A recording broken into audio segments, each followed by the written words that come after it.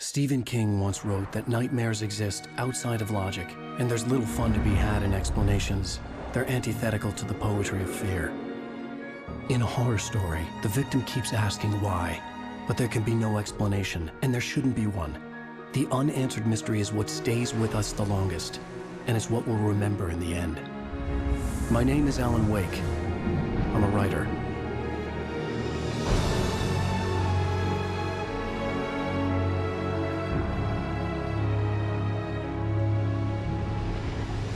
I've always had a vivid imagination, but this dream unsettled me. It was wild and dark and weird, even by my standards. So yes, it began with a dream. Following a typical nightmare pattern, I was late, desperately trying to reach my destination, a lighthouse. For some urgent reason, I couldn't remember. I'd been driving too fast down a coastal road to get there.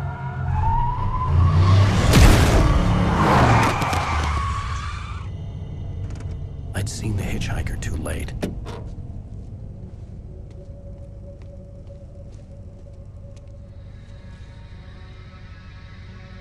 He was dead. I was convinced they'd put me in jail and I would never see Alice again.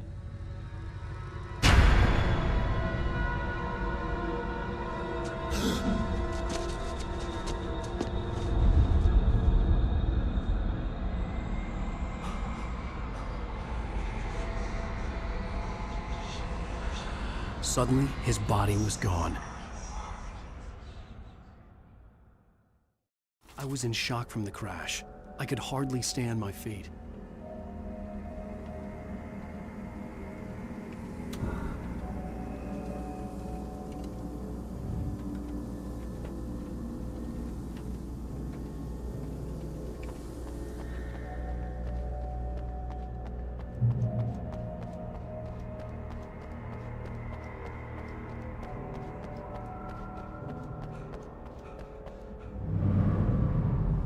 I had to go to the lighthouse. I knew there was something important waiting for me there.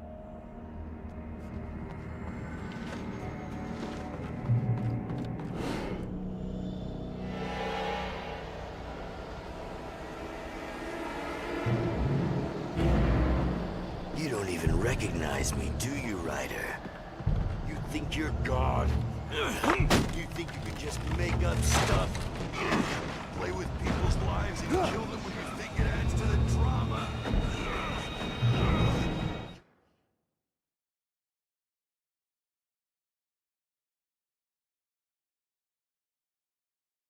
You're in this story now, and I'll make you suffer.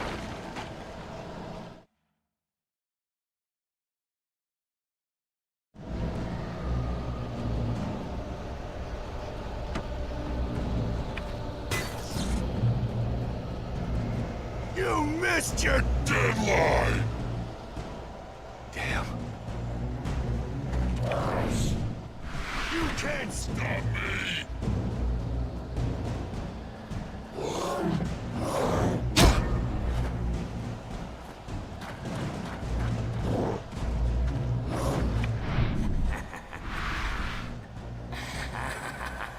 I realized that the hitchhiker was a character from the story I'd been working on. How does it feel to die by the hands of your own creation?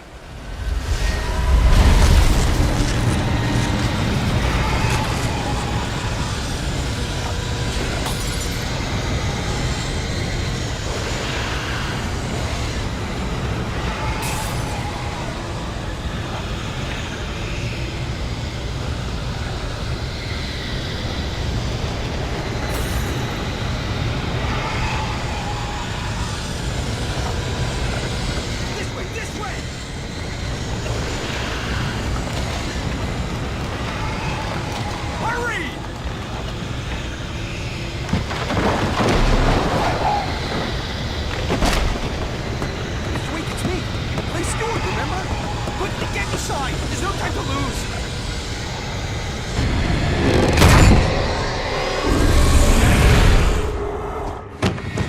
Oh no! Stop!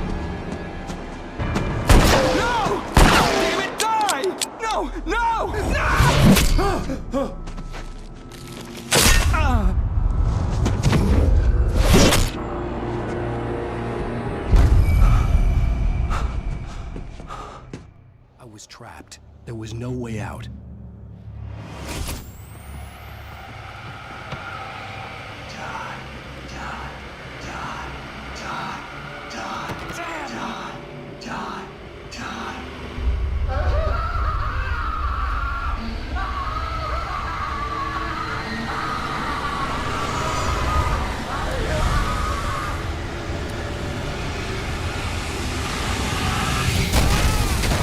It was a death trap. I had to get out.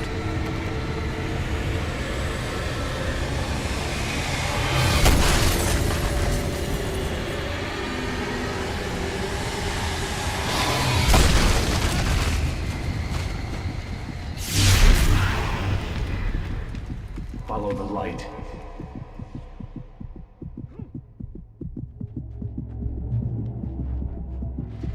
You are hurt. You should go into the light. You are only safe there.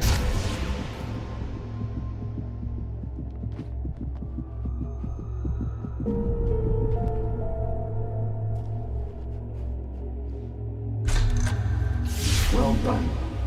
I have something important to tell you. It goes like this. For he did not know that beyond the lake he called home lies a deeper, darker ocean green, where waves are both wilder and more serene. To its ports I've been. To its ports I've been. Do you understand? No. Follow my light.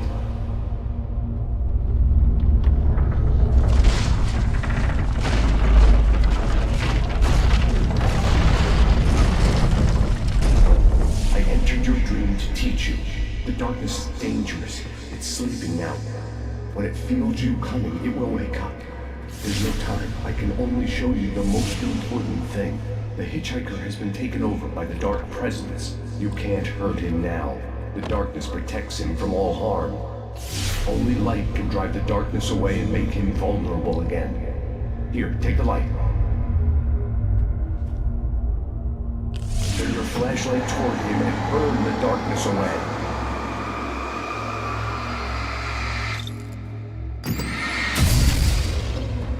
You did it. Now the darkness no longer protects him, but it's still inside, controlling him. He can't be saved. He's still a threat. He is still your enemy. Here, take the gun. Now you'll die.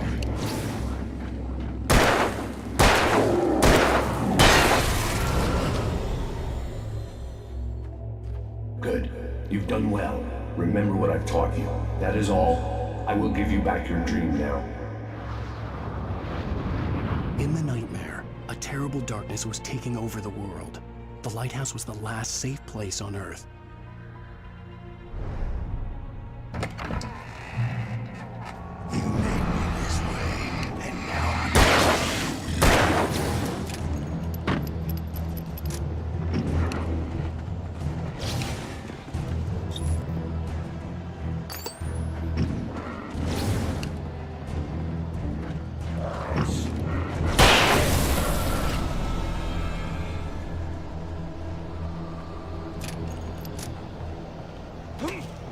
This isn't wait!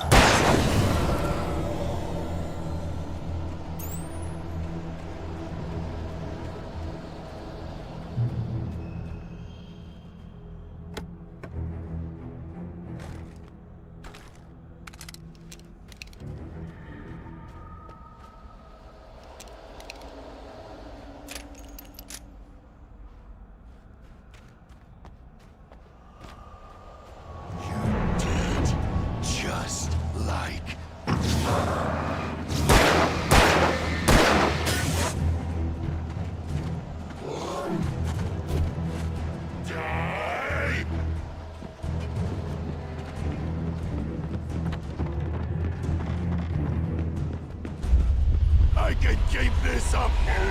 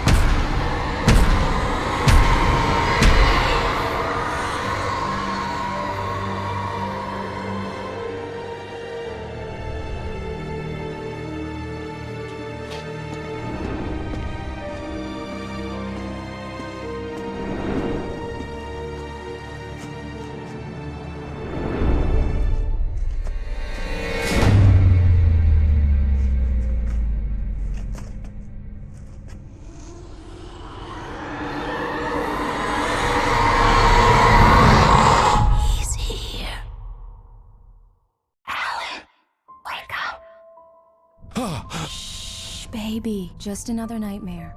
Everything's fine. You dozed off. Right. Anything more than dozed off would be news for everyone. Cheer up, handsome. We're here.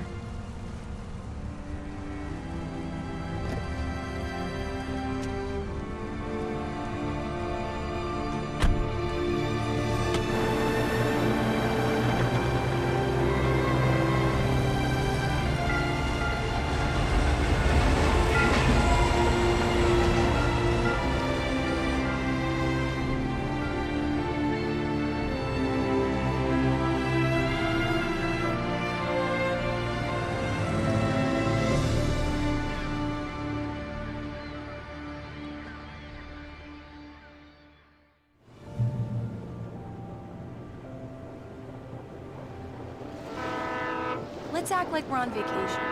Go stand next to that old gentleman there. I want a shot of you with the town in the background. Sure. I'll even give you a title for the shot. A city boy, moments before he got eaten by a bear. Damn yuppies.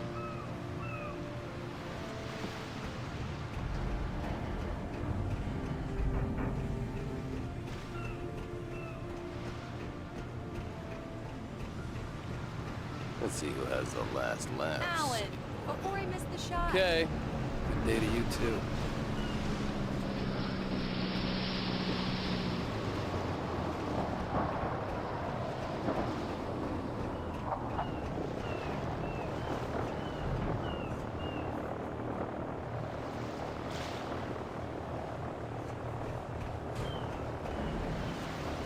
Hi. Hello there. You picked a good time to visit our town. Deerfest is just 2 weeks away. Deerfest, huh? Did you hear that, honey? You have a lovely wife, if you don't mind me saying. I'm Pat Maine, by the way. Nice to meet you. Yeah, I'm Alan Wake. I won't pretend I don't recognize a famous writer such as yourself, Mr. Wake. A pleasure. I'm an avid reader myself. I hope this isn't too presumptuous of me, but I'm the night host at the local radio station. Any chance I could give an interview? Look, Mr. Maine, I'm on vacation. In fact, I'd appreciate it if we could keep my being here just between the two of us. I'm sure you understand. Fair enough. You can trust me to be discreet. Not a hard man to track down if you change your mind, though. I hope you two have a lovely holiday.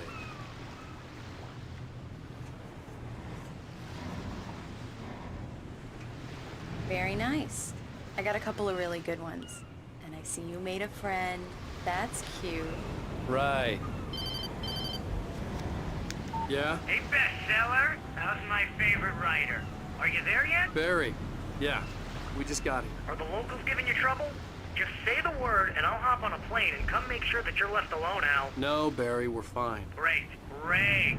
Just want to make sure you can relax and recharge. So, how is the place? Has it gotten your creative juices flowing? Barry, we're just settling in. Okay, Al. I'll call back later to make sure you're doing okay. And you call me if there's a problem, okay? Okay. Just looking out for you, buddy. Talk to you later. I love you too, Barry. You know he's going to be calling you every 5 minutes. Barry is Barry. I can always turn off the phone. What did I tell you? Text message from Barry. He says hi to you too. Alan, we're here. Come on, let's get back to the car.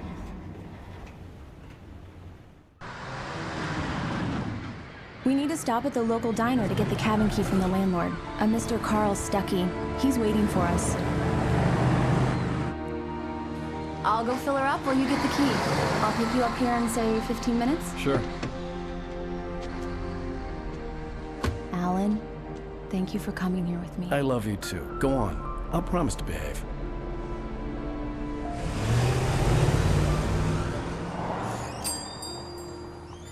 I'd forgotten there were still places like this. Towns where everybody knew everybody. Welcome to the Oh Dear Diner. Hi, I was wondering if you could help me. I'm looking for... Mr. Wake. Alan Wake. Oh, God! I am your biggest fan. I know people say that all the time, but I really am. I'm glad to hear that. Rose. Rose, I'm looking for Mr. Stuckey. Carl Stuckey? Carl? Oh, of course, Mr. Wake. He must have gone to visit the restroom. He'll be back in a moment. I can't believe it. I've got all your books. I got the cutout from the bookstore when they took it out of the Right. window. So much for a quiet vacation. And you keep it here. Well, okay. Good for you.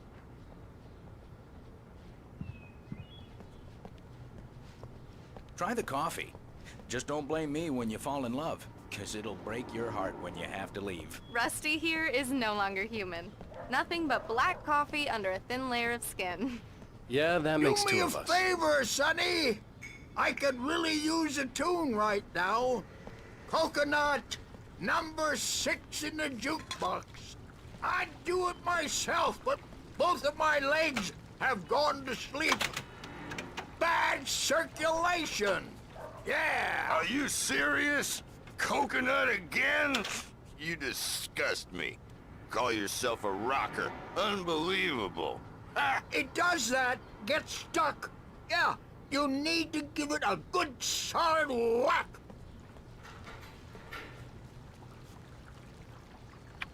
You put the lime in the coconut. Drink them both up. Now that's what I'm talking about. Yes. This is it. I've died and gone to hell.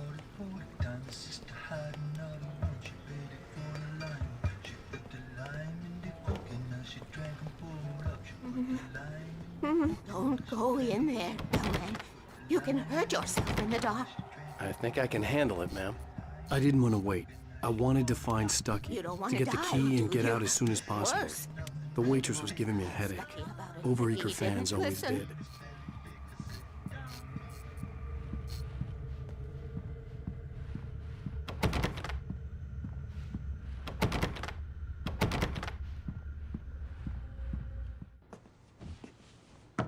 Hello? Mr. Stucky? Carl couldn't make it. Unfortunately, he was taken ill. But I have the key for you and instructions on how to get to the lake. Okay. I wish you a good stay in my cabin. I'll come by later to check how you've settled in. And to meet your wife. I insist. Thanks.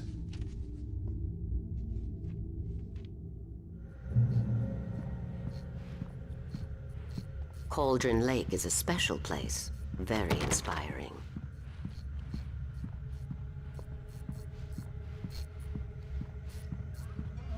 You got lucky this time, young man. You can hurt yourself in the dark. This really ought to be fixed. And then I must remind Sarah to change the lights at the station. It's been too long already. Even that sounds better than your singing. Are you all right? Splendid, splendid. Damn hernia. It swells up like a balloon if I lift anything heavier than a spoon.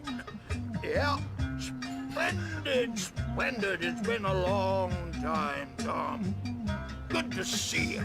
Hey, you wouldn't happen to have a bottle on you, would you, Tom? I wish.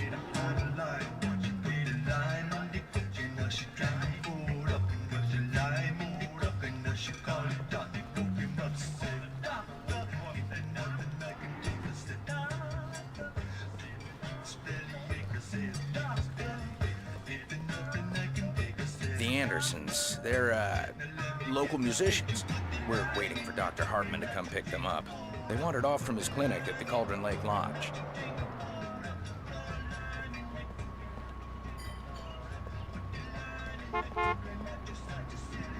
Bye, Mr. Wake. Mission accomplished. The key and the directions. My hero. I got some flashlights, just in case. Hey, wait! Mrs. Wake! Your keys!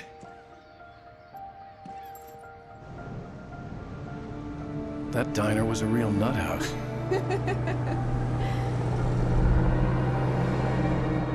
Can you believe this place? This would make a wonderful setting for a book. We're supposed to be on vacation, Alice. I'll figure it out when we get back home.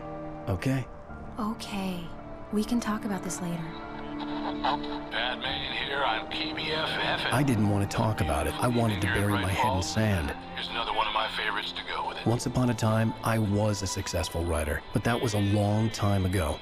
I hadn't been able to write a word in 2 years, not since my last book. And now the weather. It's gonna be a clear night, so you folks in the big city might want to look up every once in a while, see those stars winking down at you. It gets pretty dark out here, but they'll light your...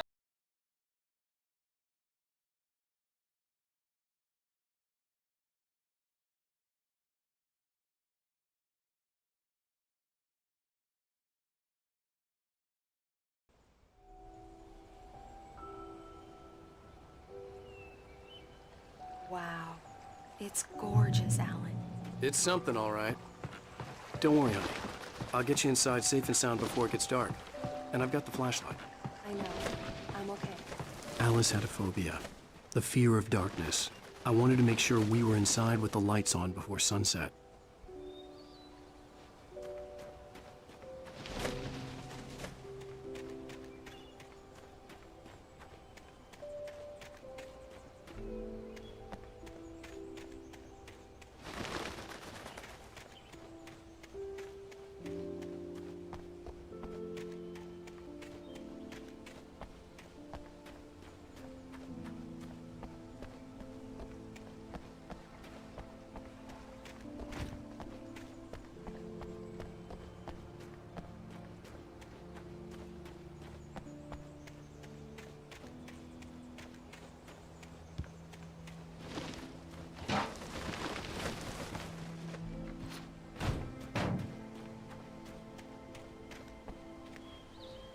Alice had told me about Cauldron Lake Lodge.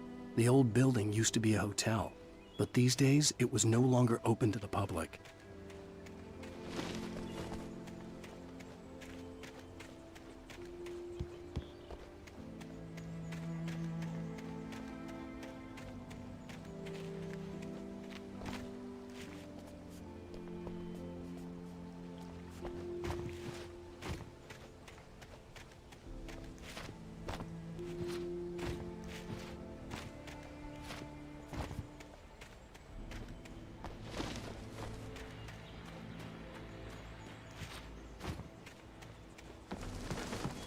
Here we go. Let's take a look inside. Come on. It's dark in there. We need lights. Can you figure out how to get the power on, honey? A shoebox filled with books by Thomas Zane sat on the shelf. I'd never heard of him before. Hello? Anyone here?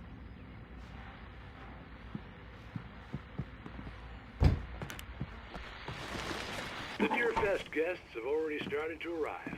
Just ran into one on the ferry. Famous artist, no less. We'll see if we can rope him into an interview later on. Now let's go to the phones. Caller, you're on KBFFM. Hi, Pat. It's Rose. Why, hello, Rose. What's on your mind? I know who that famous artist was. It was Alan Wake, wasn't it? He's my favorite writer. Well, Rose, I just saw him at the diner. Oh, I am so excited he's here. I'm sure he's glad to be here, too. Well, folks, I guess the secret's out. This is Pat Maine on KBFFM. And now, some music. Great. So much for keeping a low profile.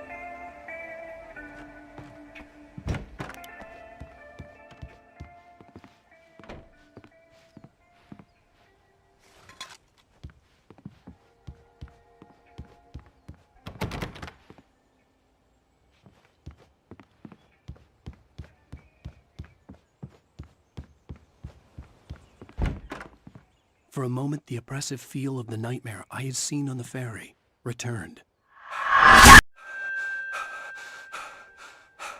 Damn.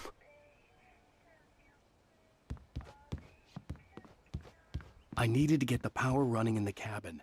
There had to be a fuse box or a generator somewhere on the island. The cabin looked like a time capsule from the 60s, or even earlier.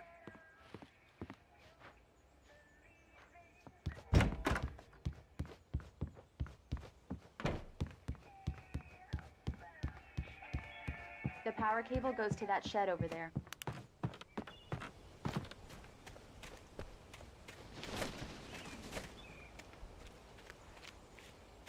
The island had once been the site for a love story.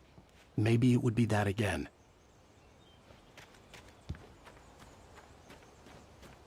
An old generator had been connected to the power cable.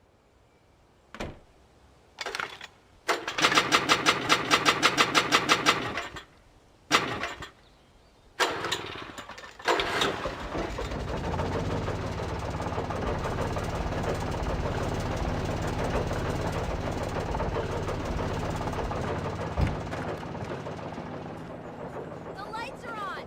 Good work, honey. I'll freshen up a bit and start settling in. Okay, I'll look around a bit. Sure thing! Have fun!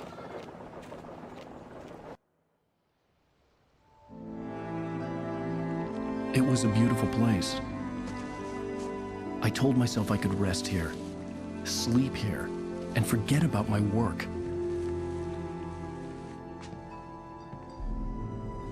I thought we could be happy here.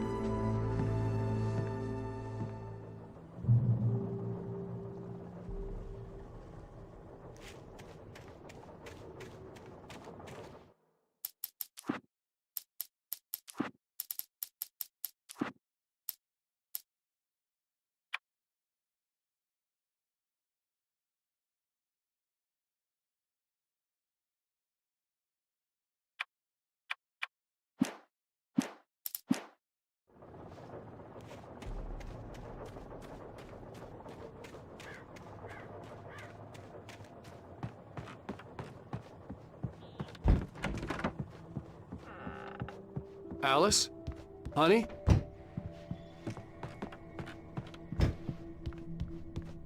Alan, I'm upstairs. I have a surprise for you.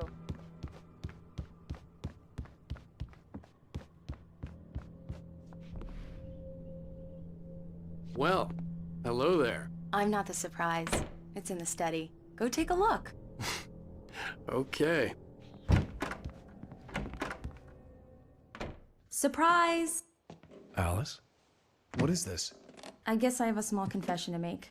I thought maybe you could write here that a change of scenery would get you past... Damn it, Alice, everyone Hey, hey, just hear me out. There's a local doctor, Dr. Hartman. I read a book of his. He has a private clinic here.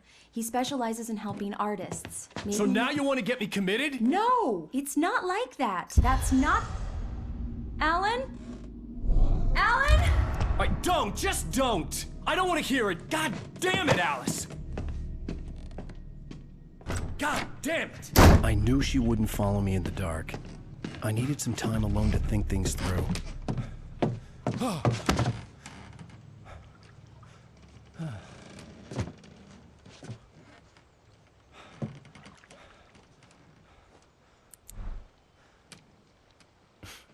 Damn it.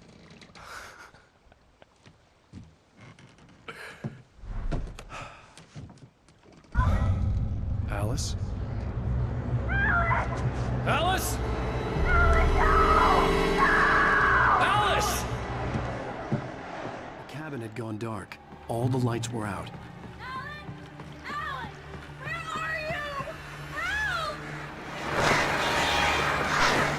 Alice, I'm coming! It's all right, I'm coming!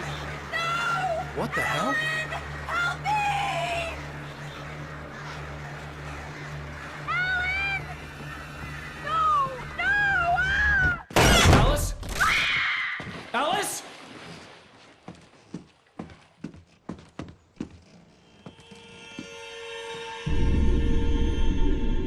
Oh no!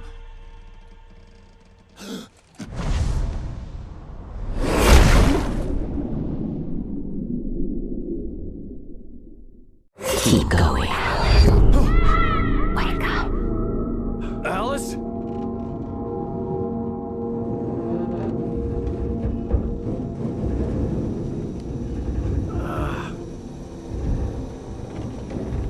Waking up in the crashed car felt like I had woken from one nightmare and entered another. I couldn't remember how I got there. All I knew was that something terrible had happened to Alice. The phone was dead. I'd have to find help on foot.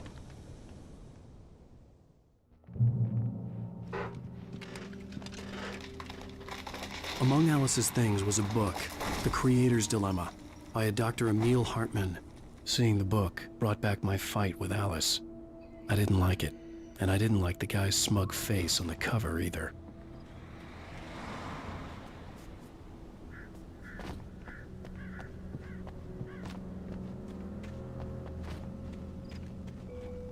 The gas station was my best bet. They'd have a phone I could use. It looked like a long hike through the forest to get there.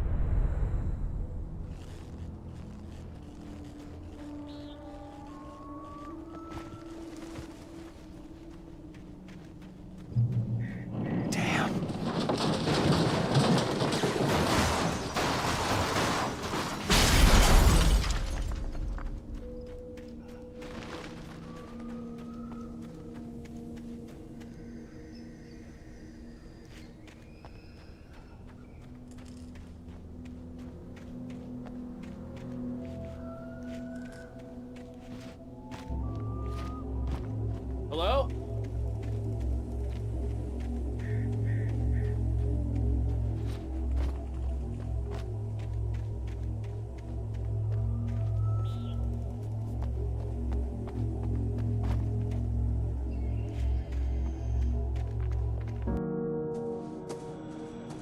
Hello? Is someone there?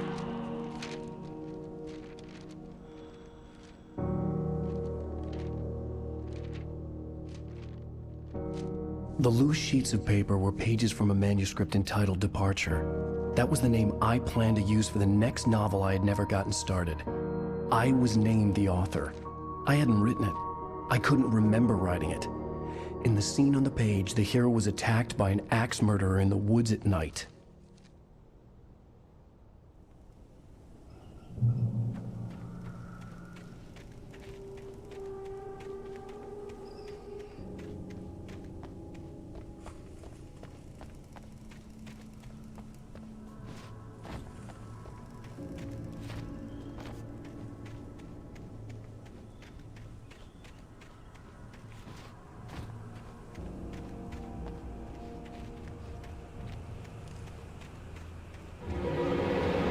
Anybody there? Please, I've been in an accident.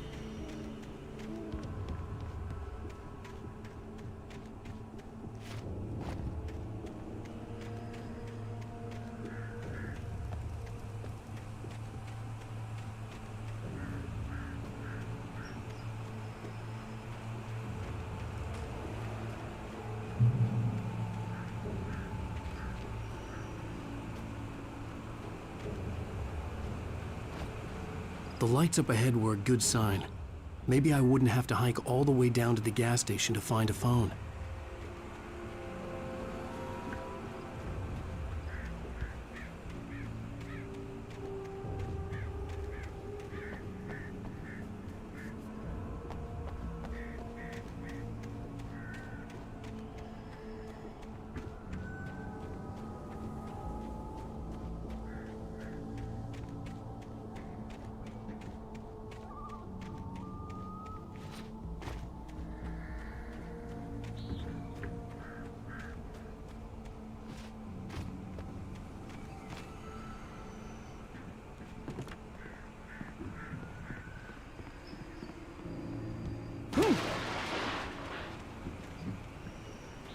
Anybody there? Please, I've been in an accident.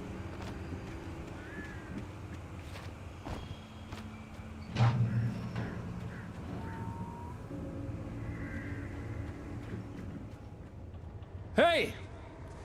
Hey, you! Phil! There's been an accident. I need help. Listen, Deposit. I need to... Premium cabins for rent in... Oh, hell. Carl Stuckey. Pleased To meet you. Non-refundable reservation deposit required. Fair and square.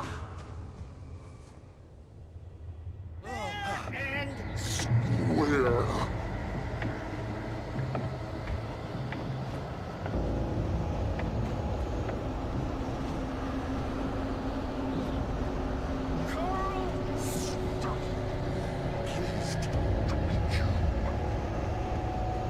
Premium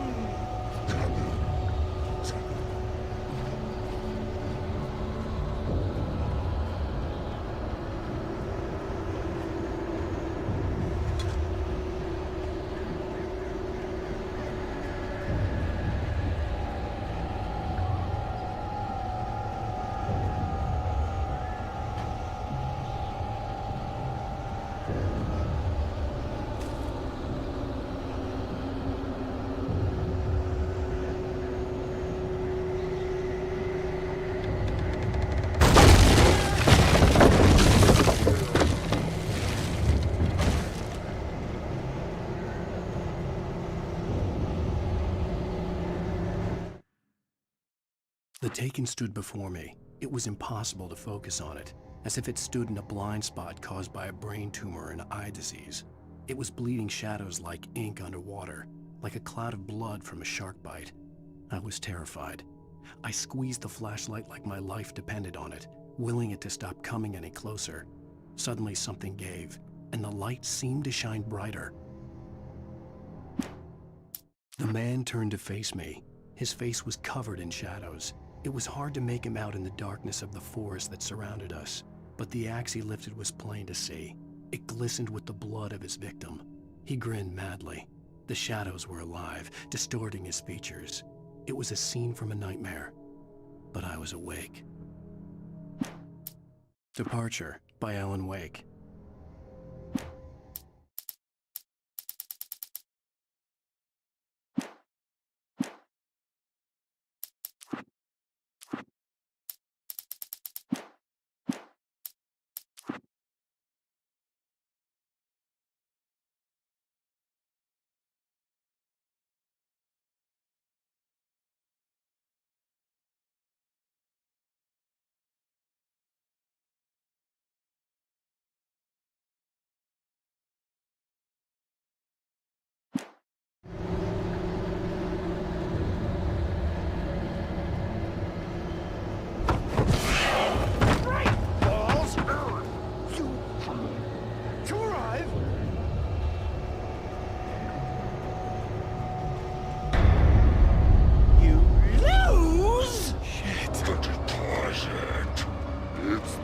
Latest thing!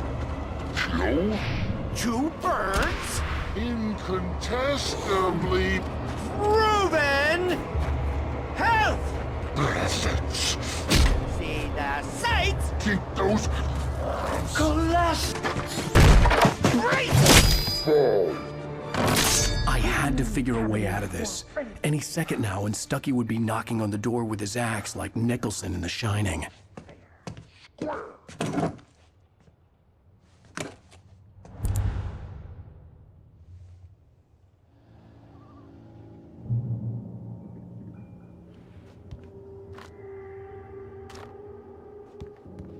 During your trying, it's the latest. Yes. In Bright Falls Sheriff Station.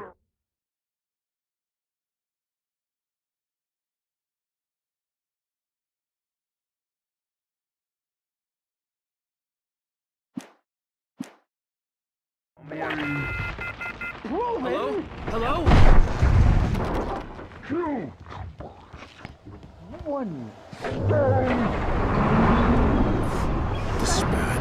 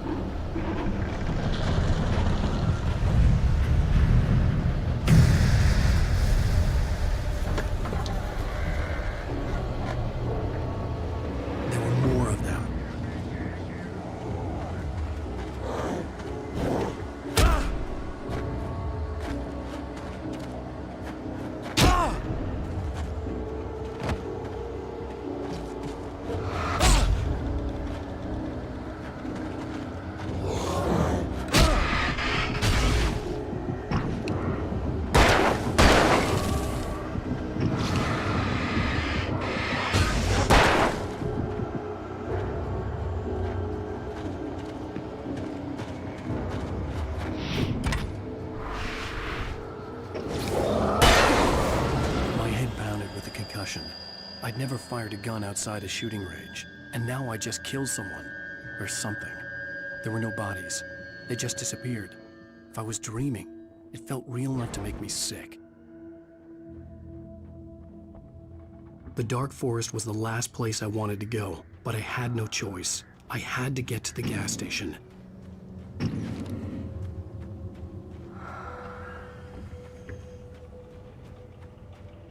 Eerie hand-painted graffiti was revealed by my flashlight. Someone had hidden a chest of supplies near it.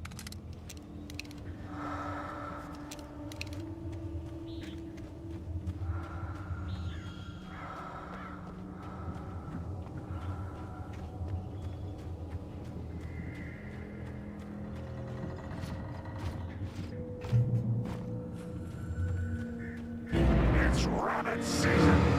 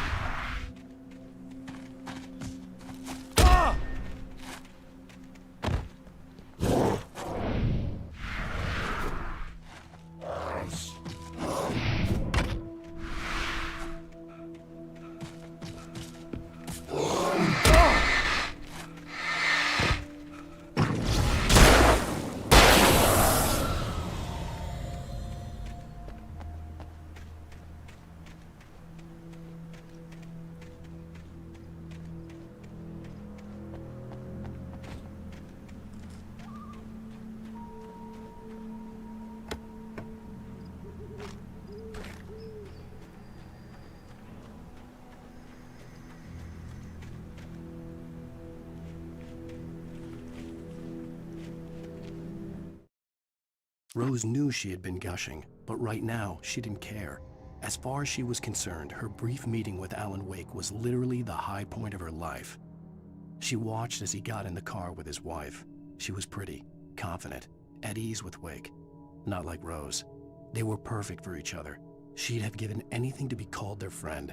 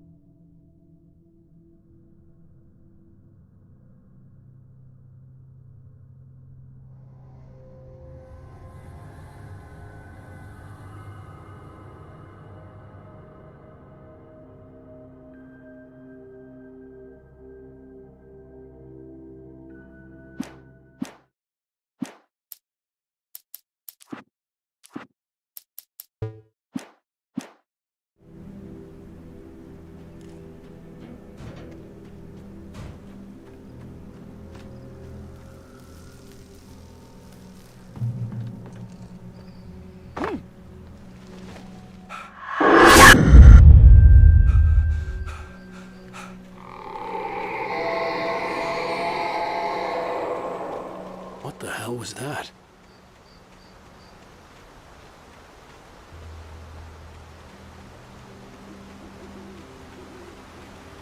When I saw the river below, something uncoiled itself inside my head. I realized that I'd have to find a way across. I didn't even want to look at the water.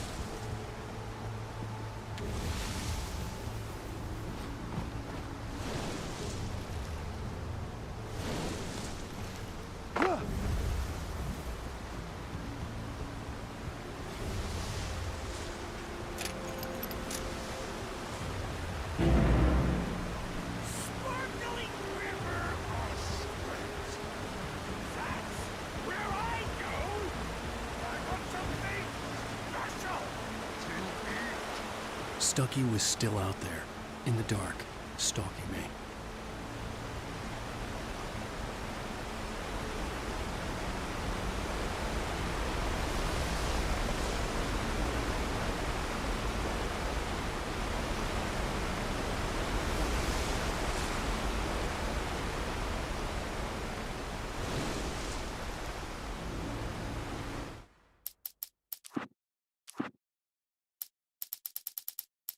Barry Wheeler was bouncing off the walls. He jumped on a plane after his calls were ignored by both Al and Alice for several days. It could mean that they were both on a second honeymoon, but Barry didn't buy it. Al had been way too unstable for that, not sleeping, messed up. Barry had years of experience dealing with Alan Wake, and he couldn't ignore it. Something was wrong.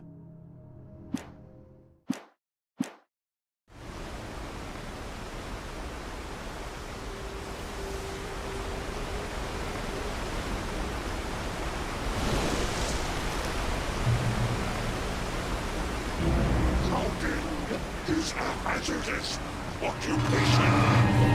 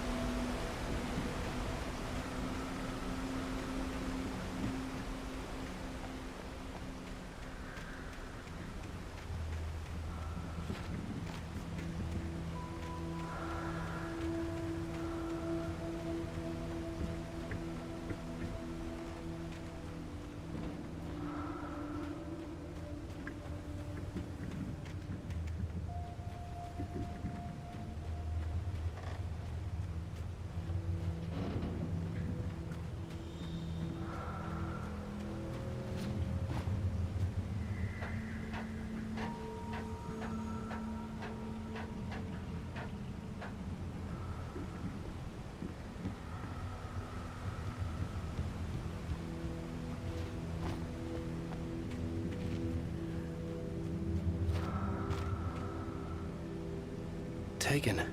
They're taken.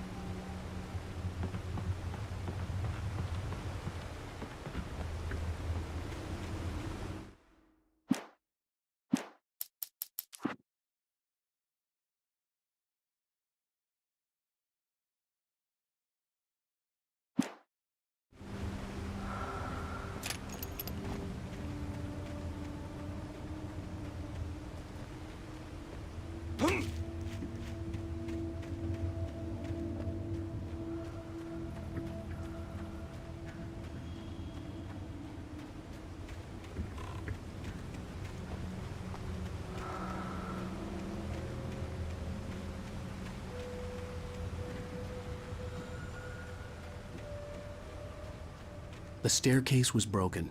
I had to make my way up some other way.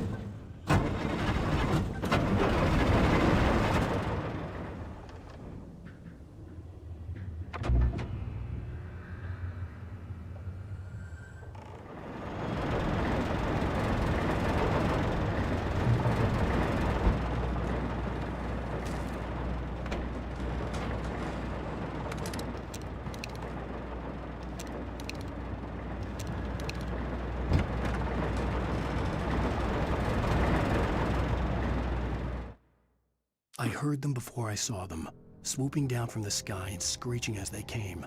I spun around just as the cloud was upon me. For an instant, I stared into 100 dead eyes, black pearls glittering in the darkness. I raised the flashlight and the swarm exploded like fireworks. Feathers burned, turned into ash. I couldn't hear my scream above theirs.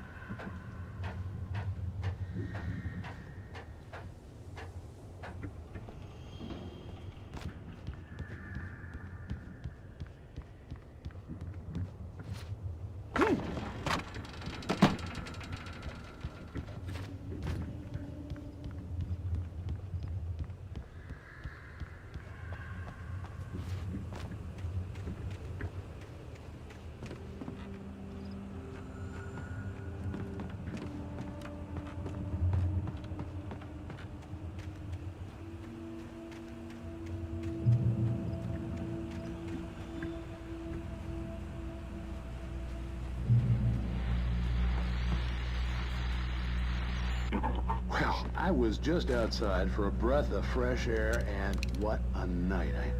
I know most of you are probably in your beds by now, but if you're still up and around, take a moment. Step outside for a spell and breathe in deep. The weather is absolutely still. The sky is crystal clear. It's like the forest is quietly breathing along with you. As you listeners know, I'm a night owl, and it's on nights like this I wish I wasn't cooped up in the studio. Makes an old man like me wish I could just roam wild. But here I am, and who'd keep you company all night long if I weren't? It looks like I'm not the only one staying up late. Caller, you're on the air. Hey, Pat, it's Maurice Horton. Hello, Maurice. What are you up to? Well, I was just taking Toby on his walkies. Oh, isn't it beautiful out there? Sure, but Pat, the reason I called is that Toby heard something rustling in the undergrowth and took off after it, and I couldn't find it. Probably a rabbit. Sure. Toby loves rabbits. Well, sure. Anyway, I figured that, if anyone runs into Toby, they could grab him. My number's on his collar. And Toby's a friendly dog? Toby loves people. Usually he comes back, but we were pretty far from home, and it sounds like he went pretty wild there. Great dog, but he's just too dumb for his own good. Well, Maurice, it's out there now. Hope Toby comes home soon. Yeah, thanks, Pat. You have a good night now.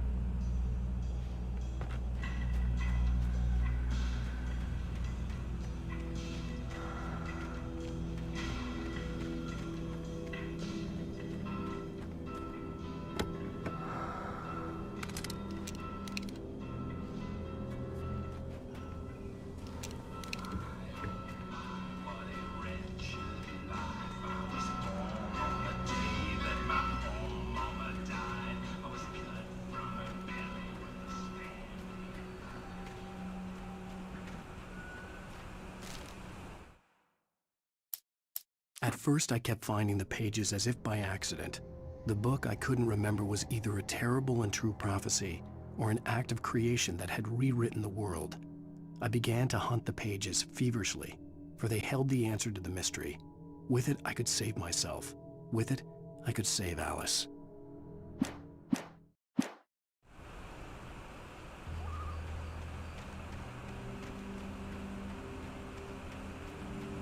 The gas station was closer now, its light welcoming in the darkness. Paul makes the best dogs in the state. Belly Burster is the best with no contest. Monster Dog is second best. The famous dog is...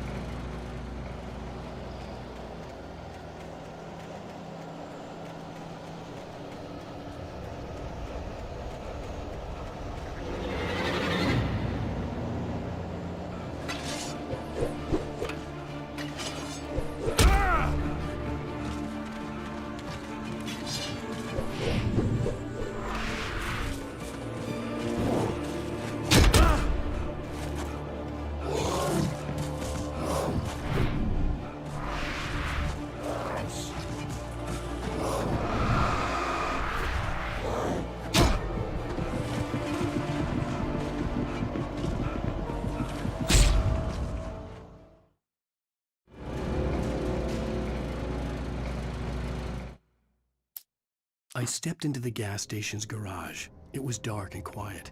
The place was a mess. It looked like someone trashed the place or that there'd been some kind of fight. Light spilled into the room through an open door at the back, and I made my way toward it. Without any warning, I was blinded by a bright light. An old portable TV on the shelf had come alive by itself. Impossibly, I could see myself on the screen, talking like a madman.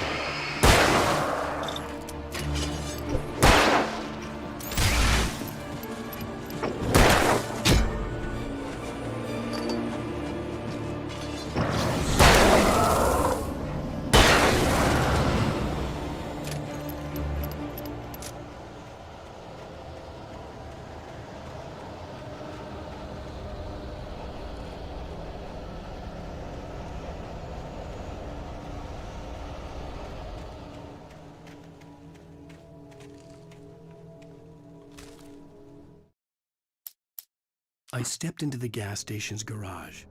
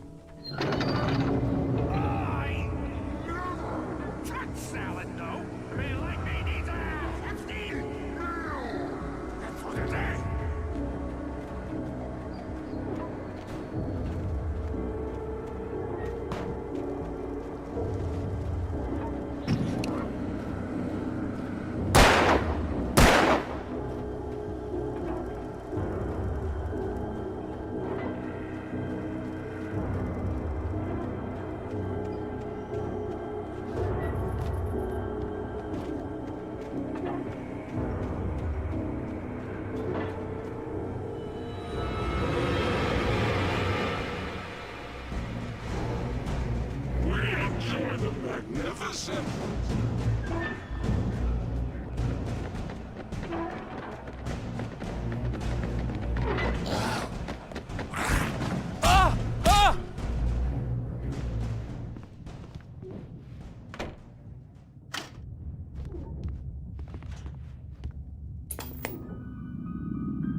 Science.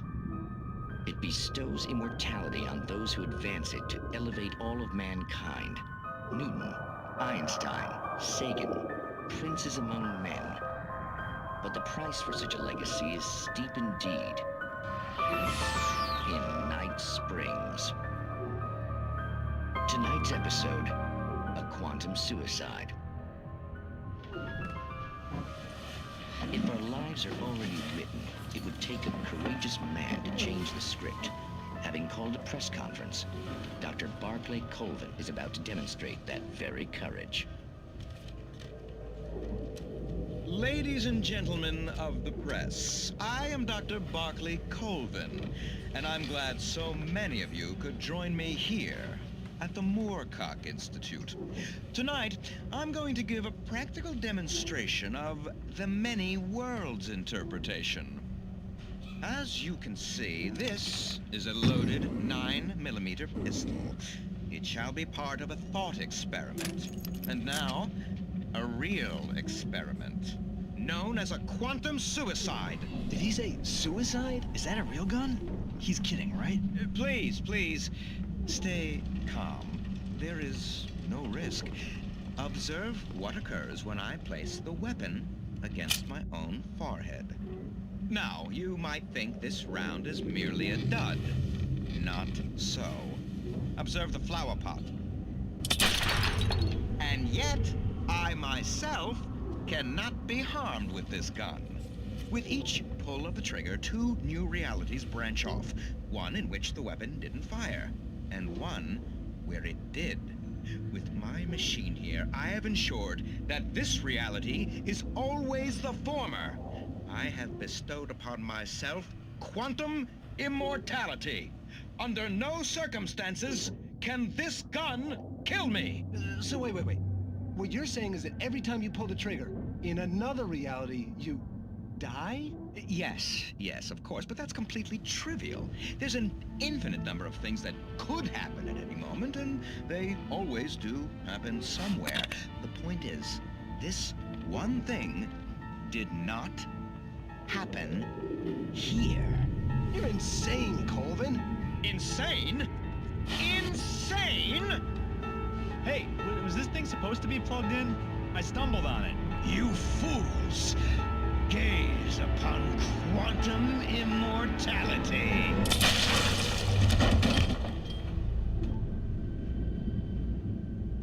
Poor Dr. Colvin, felled by his own hubris or the ignorance of the masses. Perhaps he should have left the crate unopened, the decaying atom unobserved. Curiosity often kills the cat. Night Springs.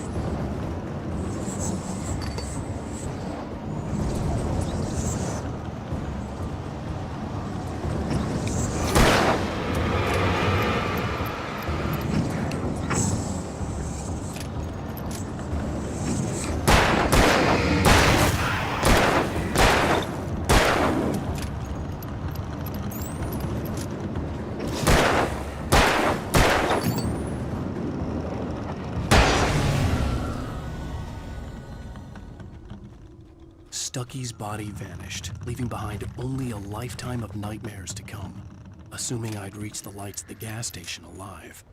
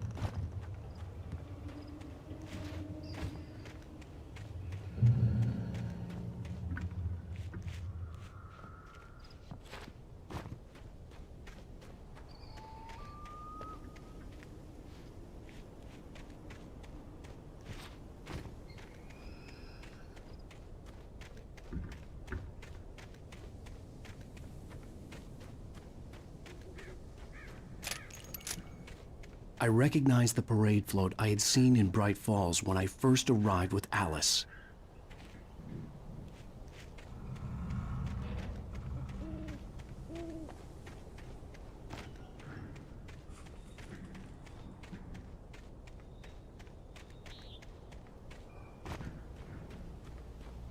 After the insanity I had just experienced in the darkness, the lights of the gas station felt comforting, at least for a moment. The sane world reasserted itself.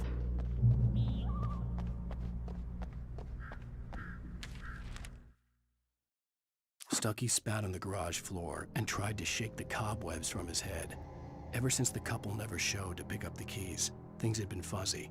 Something, a feeling, caught his attention. Stucky looked up and stared as his brain tried in vain to process the horror before him. He stumbled back, knocking over a can of oil. A black pool spread across the floor while he struggled for a brief moment, then let go as the unrelenting darkness engulfed him. "The cabin on Cauldron Lake?" she asked. The sheriff looked at me suspiciously. The early morning light flooded through the office windows. I would probably never have gotten out of the woods alive without her help, but I couldn't tell her the truth of what I'd faced the previous night. She'd think I was lying or crazy. She'd lock me up, and she wouldn't help me find Alice.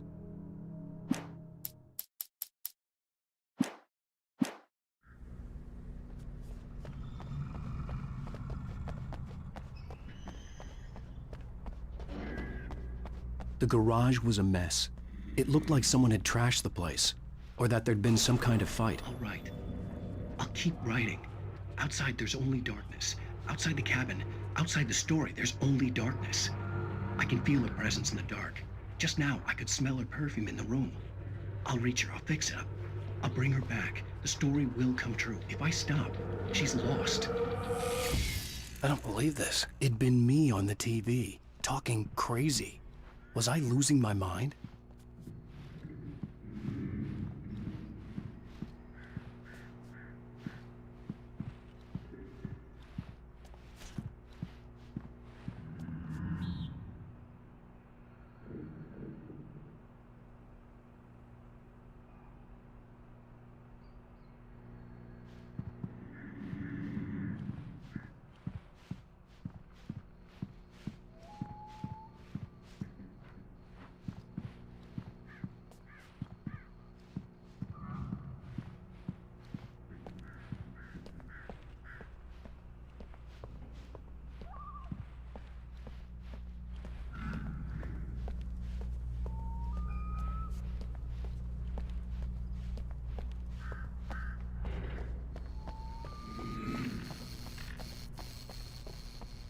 I had to get inside the gas station to find a phone to call for help.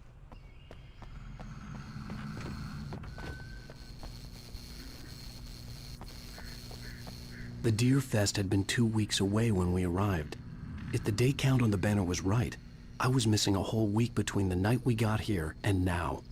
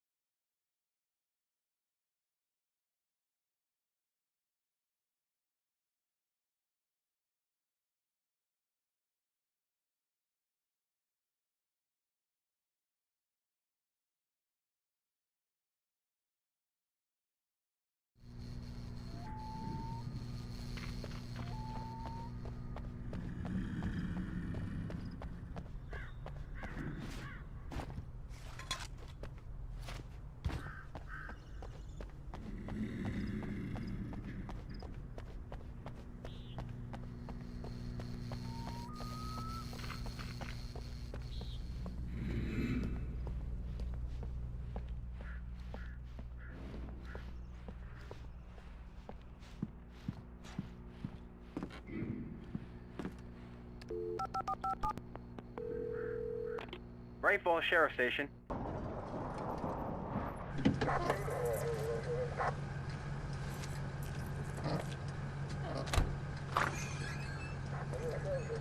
Oh, thank God, Sheriff. Sheriff Sarah Breaker.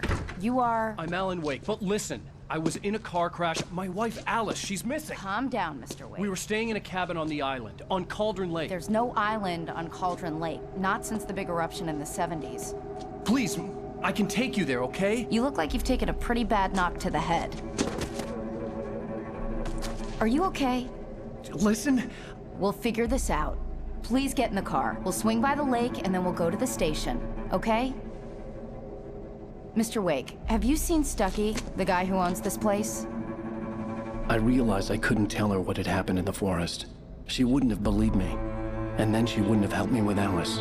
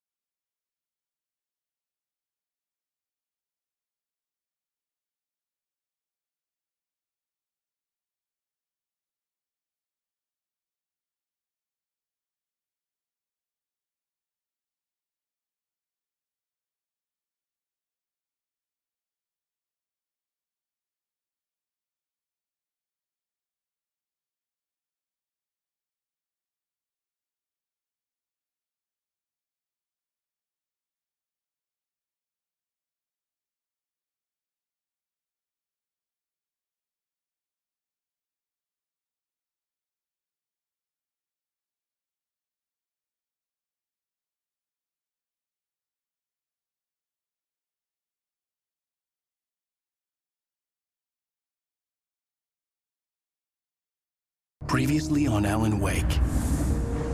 I came to Bright Falls with my wife, Alice. Thank you for coming here with me. I thought maybe you could write here. I don't want to hear it! God damn it, Alice! Now, she's missing. Alice? Alice?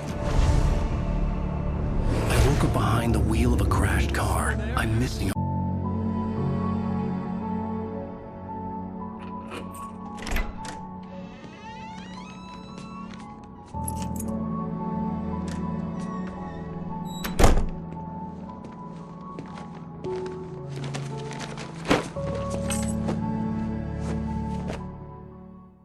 Honey, I'm home. Back here, sweetie. How was it? Worst weather I've ever seen. You should put some coffee on. It'll warm you up.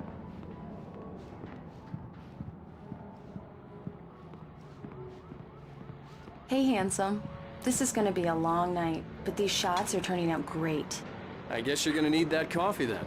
I'll go put it on.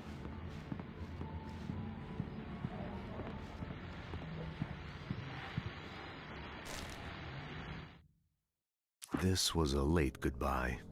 13 years after I'd gotten my revenge, it had finally caught up with me. It had been a long time to bear the pain. My blood painted the snow red.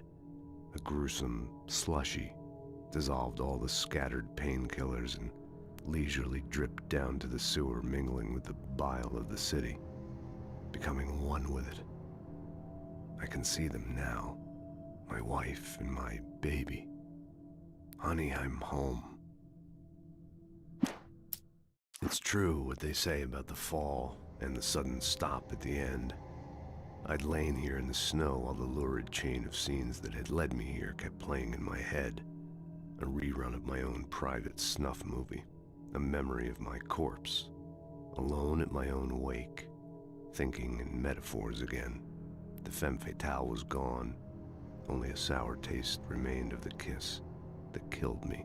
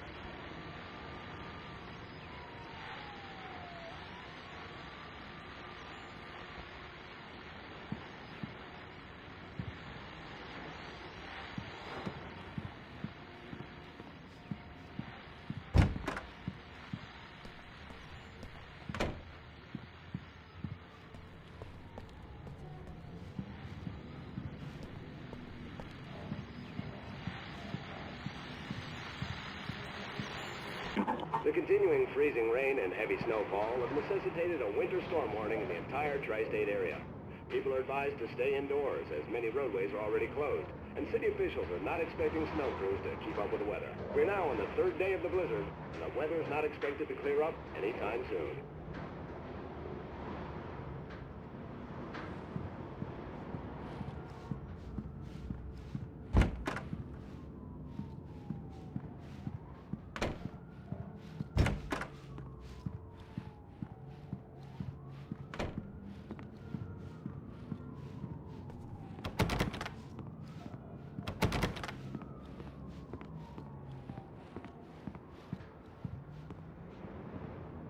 Coffee's on. Great, thanks. I'll need it if I'm gonna finish this by tomorrow.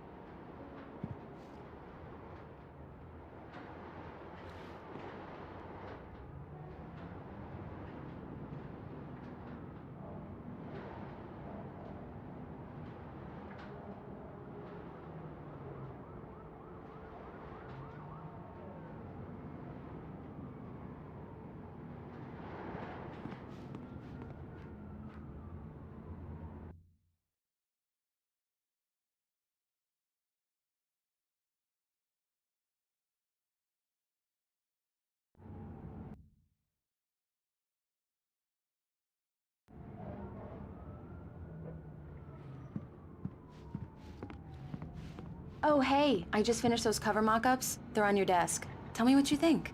No kidding. I didn't think you'd get them done this quickly. On occasion, I can perform all sorts of miracles, my dear.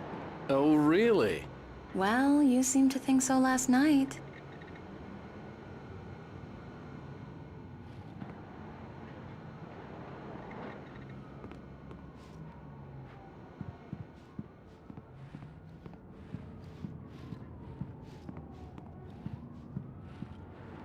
These look really good. Oh, sure, until Barry gets his hands on them.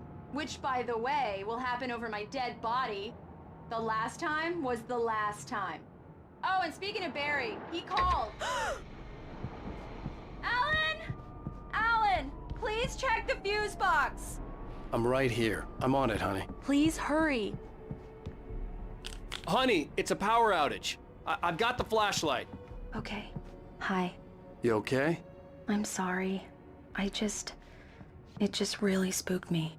Don't worry. We'll just break out the candles. I know it's stupid, but it's just... especially when I'm not prepared for it, you know? It gets to me. I love you. Tell me a story, Ryder. Okay. I used to have these nightmares when I was a kid. The dark really spooked me, too. When it got really bad, my mom gave me this old light switch. She called it the clicker. The clicker, huh? Yeah. If I ever got scared of the dark, I could just flip the switch and a magic light would scare the monsters away. Oh, sure. Here it is. Alan. Maybe it'll help you, too. Yeah, nice story, Ryder boy. You made that up right now, didn't you? No. Seriously. I love you, even if you are a liar. Thanks for this.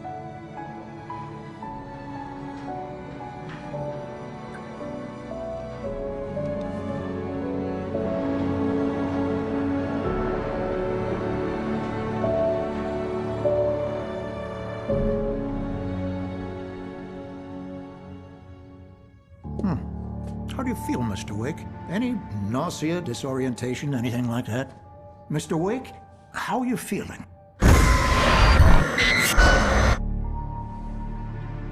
I'm okay. My head's fine.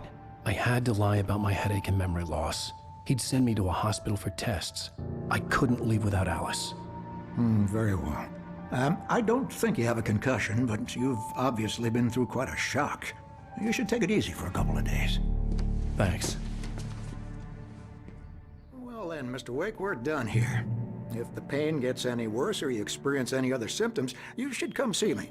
I'll let you get on with it then. Sarah, Sheriff Breaker, is waiting for you. She's very good at her job. I'm sure she can locate your wife in no time. Doc Nelson was the image of a small-town doctor.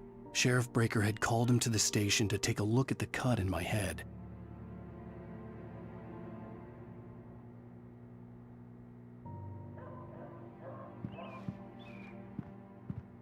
I'm sorry you had to cut your morning fishing short for this, Doc. Oh, she's a beauty, ain't she?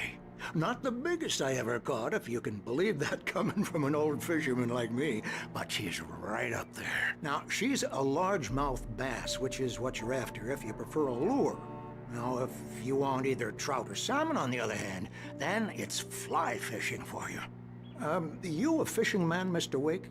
Oh, doesn't really matter, I suppose. But it can be very relaxing out there. You can't get me off the water this time of year. Closest thing to heaven. I'll take your word for it, Doc.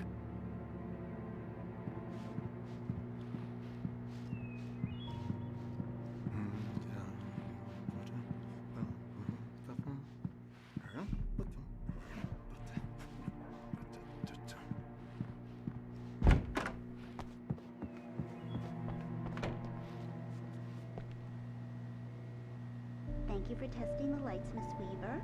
Everything seems to be fine. I don't have the luxury of being complacent, Deputy Grant.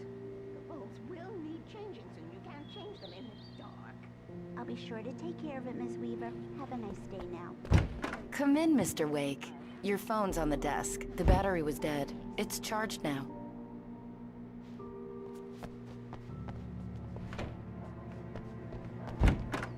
Your phone, Mr. Wake?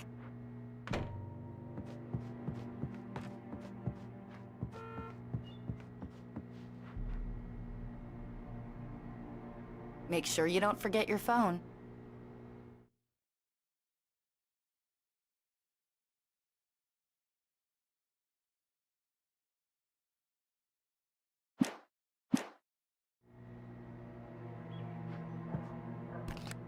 Have you started looking for my wife yet?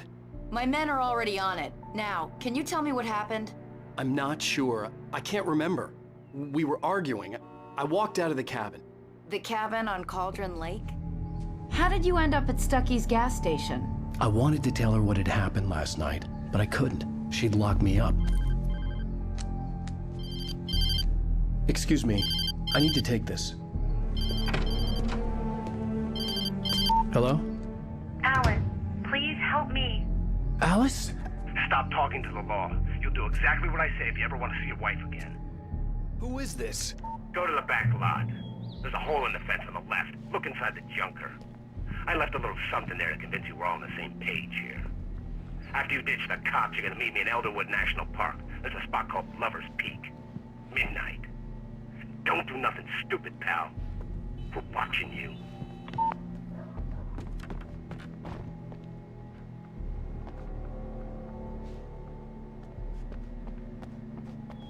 Mr. Wake, can I help you with anything? I need to get some air. The sheriff said I could go out back. Of course, Mr. Wake. You can get there through the cell corridor. Hey! Hey! Alice looked through the viewfinder, lining up the shot. Cauldron Lake was breathtaking. Something caught her eye. A figure standing in the shadows behind the cabin, like a thin woman in a black dress. She lowered the camera and looked again. No one there. Just a collection of bushes that looked vaguely human-shaped. She shook her head and laughed. Hey! I need more light in here. God damn it! Yeah, it's Mulligan here. I'm at Stucky's gas station with Thornton. There's no sign of him. Over. Wait. Yeah, this is Thornton. Look, we've located the brake float. It's here. That's some good news, right? Stucky was supposed to be driving it at the rehearsal today. Over. Oh, give me that. Mulligan here. Looks like someone really thrashed the garage. Over. Okay, roger that, guys. Keep looking for Stucky. Jane's out. Give me some light!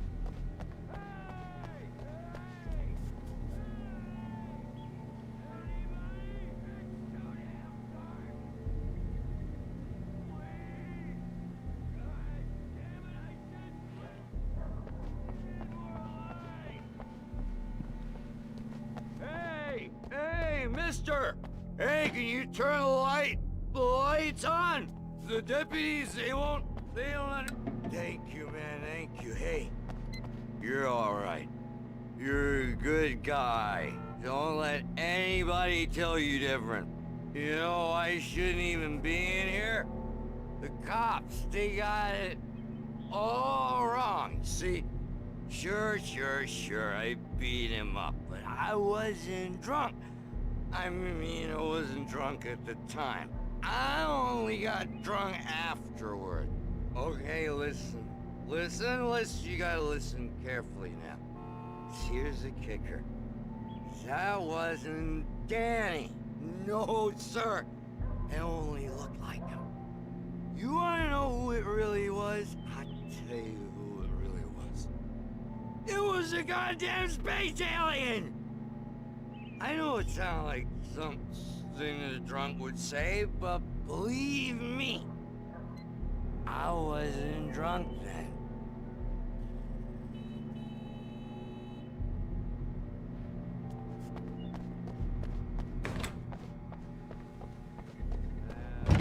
I couldn't go anywhere yet.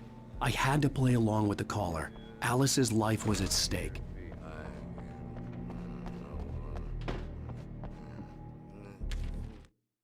In spite of its human mask, to describe the dark presence as intelligent would have implied human qualities on something decidedly inhuman. Nonetheless, it found the one spot in the diner that was dark enough. Some light spilled into the corridor, ravaging it. But it took the pain. Horrible as it was, the writer would soon fix that. He would be coming to the one place where it still had power.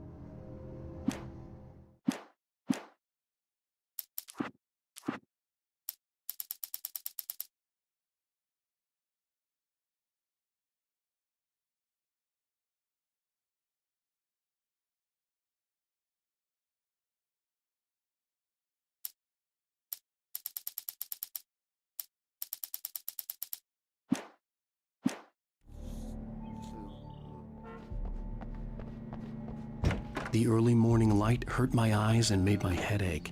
The man on the phone had said, go through the fence on the left.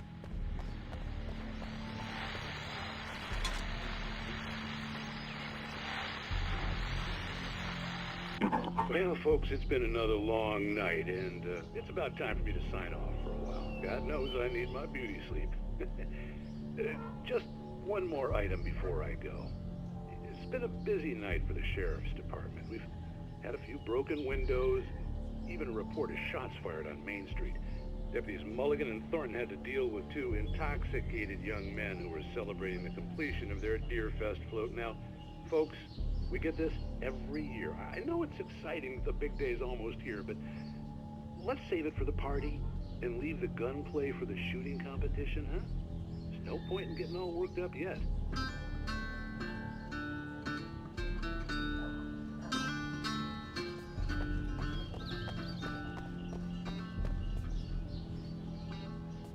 The caller had told me to find a hole in the fence behind the police station. There was something for me in an abandoned car.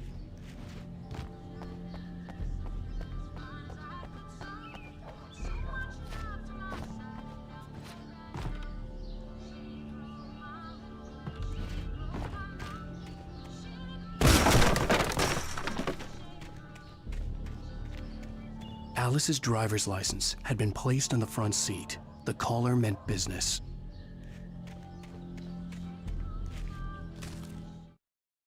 The kidnapper fired his gun one last time, and the shadow vanished into the darkness it had come from. See? Nothing to it, Wake. The thought of Alice in his hands was revolting. We stood on the wooden platform of Lover's Peak, the waterfall on the mountain behind us, the lights of the radio mast blinking red in the heights above. I fought with the urge to take a swing, force myself to speak. Let's cut the act now. Where's my wife?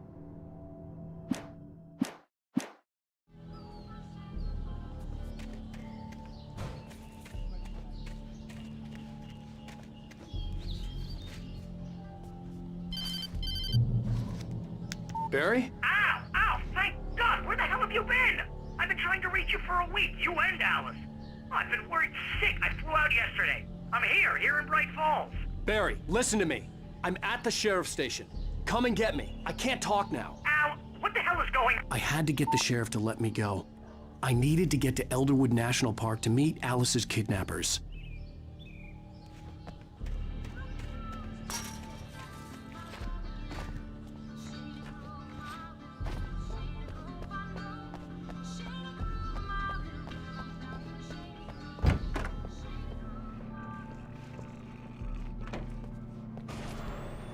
A writer is a light that reveals the world of his story from darkness, shapes it from nothingness. The way a sculptor carves a statue from a block of granite. If I stop, the world I'm making dies. Darkness will reclaim it. It's a long, hard journey into the dark. Alice's life is at stake, but I can't think about that, or I'll lose it. The dread lingers at the edge of perception. I'll push on. Anything is possible here. I'll write the story. I'll save her.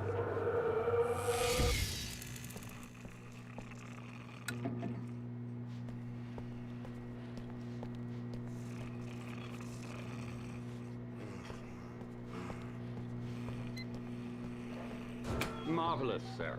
I just wanted to settle all the damage the Anderson brothers might have inadvertently caused on their recent and regrettable little outing. They are not accountable for their actions, of course. Are you feeling any better, Mr. Wake? I'd like to leave. Am I free to go? Well, we still need to talk about... Am I under arrest? No, of course not. But I need to know where you'll be staying so I can get in touch with you. I'd avoid the motel. The Majestic is known for its roaches. The cabins at Elderwood are pretty nice, though. That sounds perfect. I'm Dr. Emil Hartman. I'd like to invite you to stay at Cauldron Lake Lodge. Did you talk to my wife? I had the pleasure of discussing your situation with her on several occasions. Did you set something up with her? I invited her here. My clinic is a place where... Oh, hey! Oh, my! Take it easy. Hey, nobody move! Get your hands off of my client! Who are you? I'm Barry Wheeler, his agent. If you have business with Mr. Wake, you talk to me. You yokels won't know what hit you once I sick my lawyers on your asses. No harm done, Sarah. I'm all right. I don't want to press charges. Mr. Wake, my offer still stands. Get me out of here. What the hell was that about, Al? We don't need a replay of that thing with the paparazzi. I thought they were gonna lock you up. I had to talk to someone. I told Barry everything. He thought I was certifiable, but when he heard about the manuscript, I had him. The fact that I'd written something, even if I couldn't remember it, was enough for him. He smelled money. And he believed that Alice had been kidnapped. Anything beyond that was another story. I had a midnight appointment with the kidnapper in a place called Lover's Peak, somewhere in Elderwood National Park. The plan was to rent a cabin. I don't like it, Al. I don't like any of it. It's not good. In fact, it's the absolute opposite of good. Mr. Wake! Barry, you found him. Hi, Rose. Oh, wow. I was just thinking about you, too. Great. I was just bringing Rusty some coffee. He's on the balcony, looking after Max. Poor thing. I really need to go. Great to see you again, Mr. Wake. Later! Who's Max? What an airhead. Jeez, Mr. Takes a swing at everybody. This is not her fault. She's a very nice girl and, more importantly, a fan.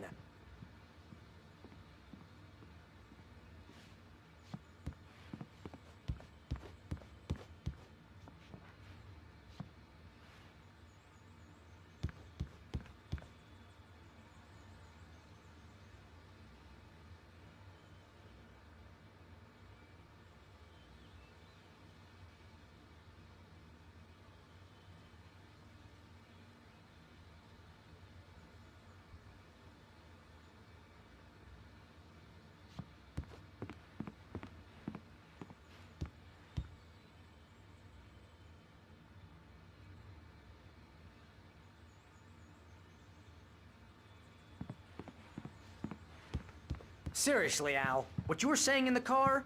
Just listen to yourself. What, you shot a guy and his body just disappeared?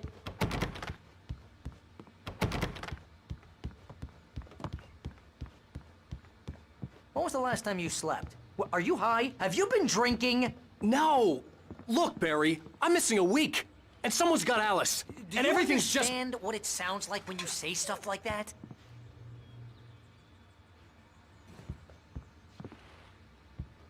Don't get me wrong, it's a good story, could be a bestseller. But when you start confusing fiction with reality, you're buying yourself a ticket to the funny farm. Wait here.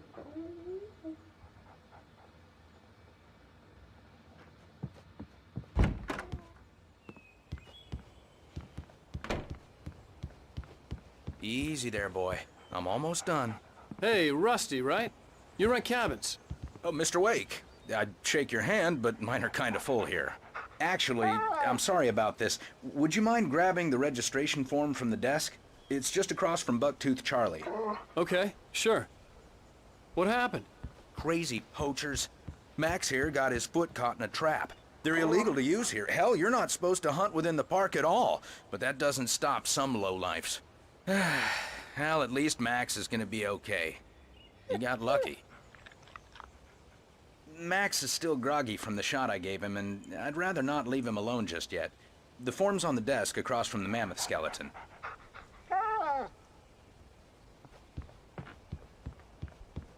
Okay, boy. We're almost done here. Seriously, Al, you can't just go and meet a kidnapper. Those situations always end up in disaster. You gotta talk to the cops. She's my wife, and it's my call. Can we talk about this later? No! This whole thing... Listen, you hit your head. I mean, geez, Al, come on. You gotta understand how crazy all this sounds. If you're trying to pull a joke on me, freak me out, it's working. Ha ha! Let's have a laugh on Barry. Well, you had me going there real funny, Al. You can quit it now.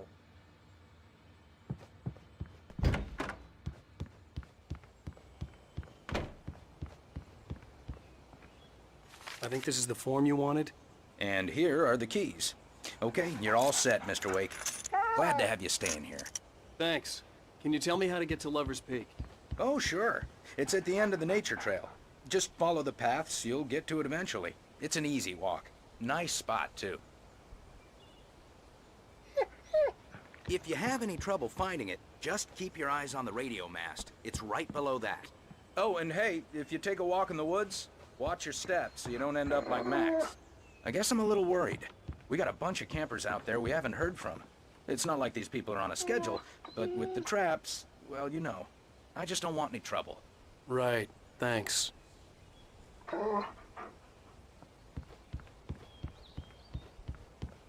Look, Al, you're asking me to believe that you shot a dude who went poof into thin air, a guy who was bulletproof until you pointed a flashlight at him. You hear that?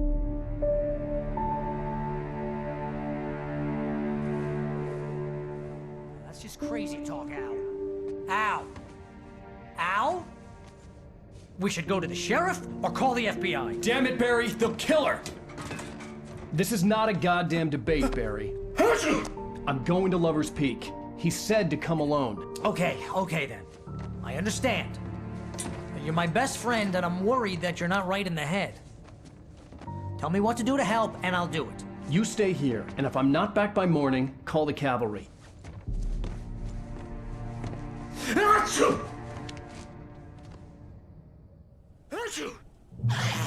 Just be careful with the natives, Al.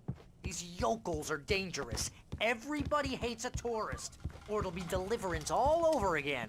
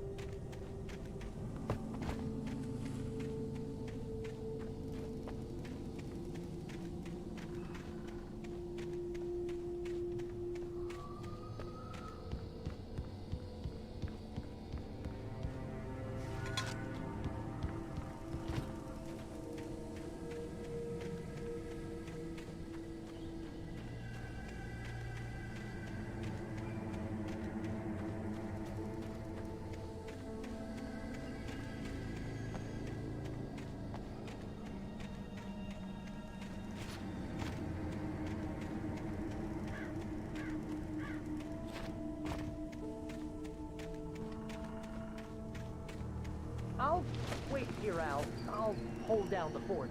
I'll be with you in spirit every step of the way, Al. Locking the door now.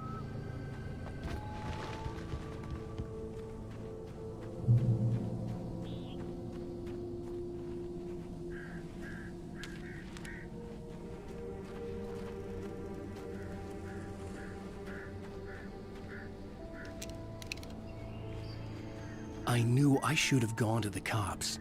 This wasn't the smartest thing I'd ever done, but I was still angry with Barry for trying to talk me out of it. These people had called me right in the sheriff's station. The cops wouldn't scare them, and they had Alice.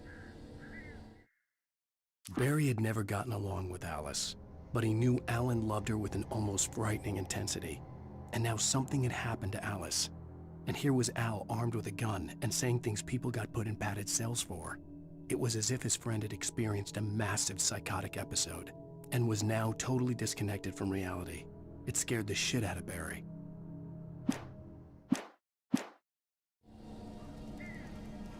Barry had the keys to the car he rented. Wasn't a long walk to the visitor center, and it wouldn't be any use to me in the forest.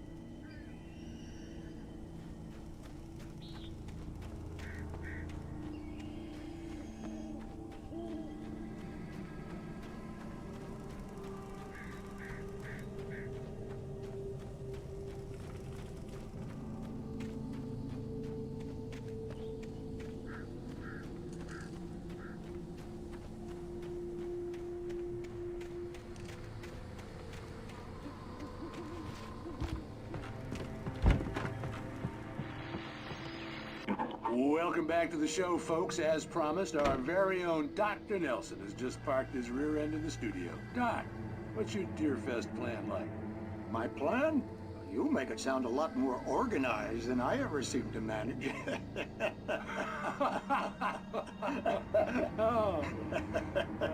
No plan, really, just taking the atmosphere. I'm getting a little too rickety to do much more than that, you know.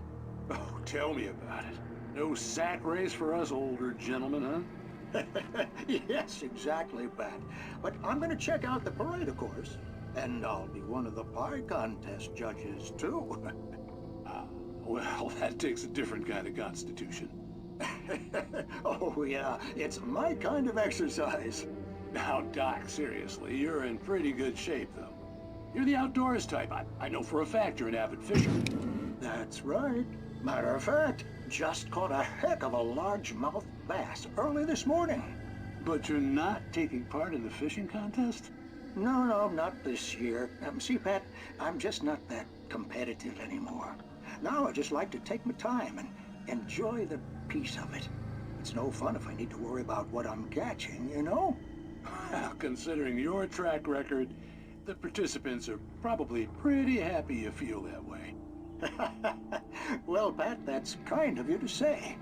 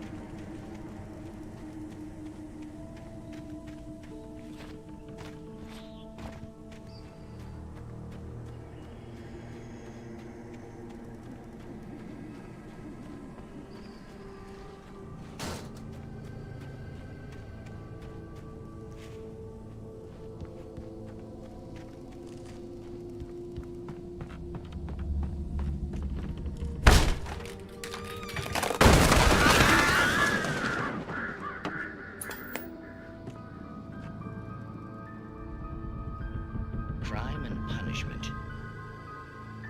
The cancer and cure of civilization. But some crimes are impossible to punish, especially in Night Springs. Tonight's episode, The Man in the Mirror.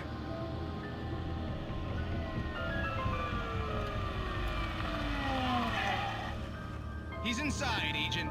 He's a weird one. So, you're confessing to killing that guy, huh?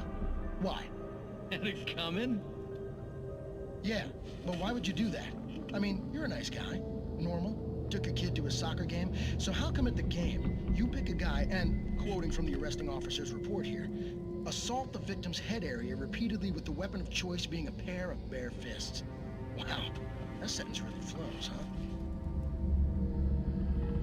Maybe you're not the literary type. Okay, so you mess him up. But why? Who was that guy? We couldn't ID him. Why would a guy like you do him like that? I didn't like his face? Well, you must have hated it, because you really went to town there. I mean, there's no way to tell what he looked like. No ID on him either. That must be difficult. But then we ran the fingerprints. Got a match. Your prints. Identical. Huh, how about that? Your son said you were wearing a white shirt when you took him to the game. The white shirt is on the dead guy. It's plenty red now. You won't get away with this. Do you really think that's in any way relevant to me? I had plenty of time to talk to my boy before the cops arrived, you know? He won't stop screaming, am I right? You think he's ever gonna be okay? I left my mark. Believe me. You bastard. What? You gonna shoot me? What's the point? I'm going to prison. You got me.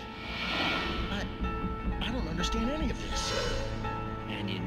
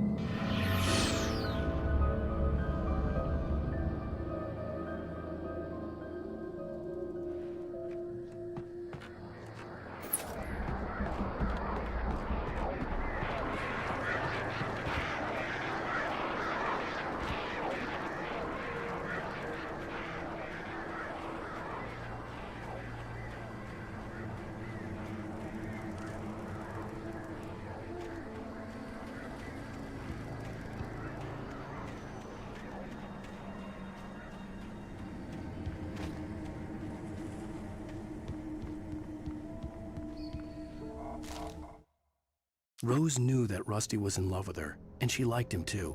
She liked him a lot. He taught her to dance, and life had certainly taught her the value of a man who was gentle. He treated her well, made her smile, made her feel good.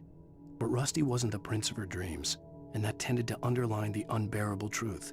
She was no closer to that Hollywood magic than he was.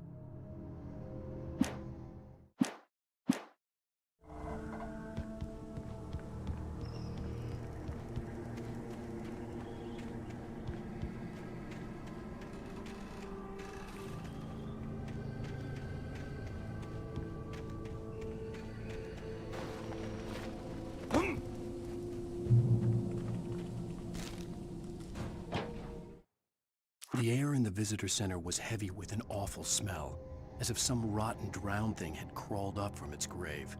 Rusty kept coughing blood. My eyes were drawn to the twisted shape of his broken leg. The attack had been vicious. Max whined in his cage. Rusty's eyes were wild with fear and terror. He gasped. "Mr. Wake, it happened just the way it was on that page."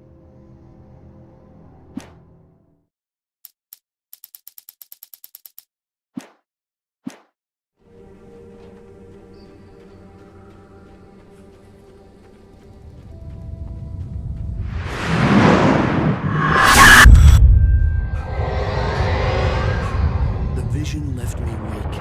This was no head injury.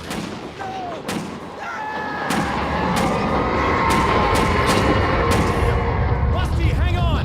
I'm coming! Please, help me!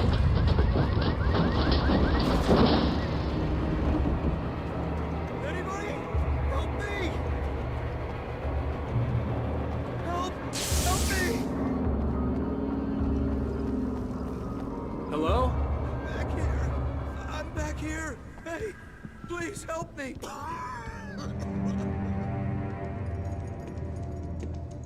Mr. Wake?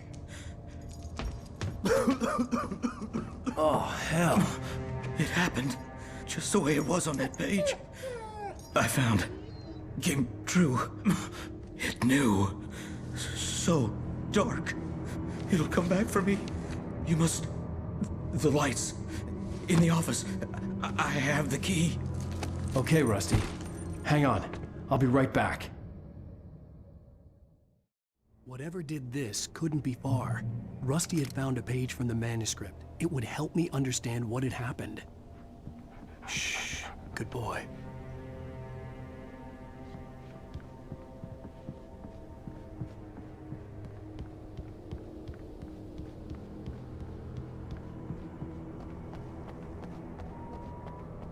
The only way to make sure that Rusty was safe was to get the power running and the lights back on.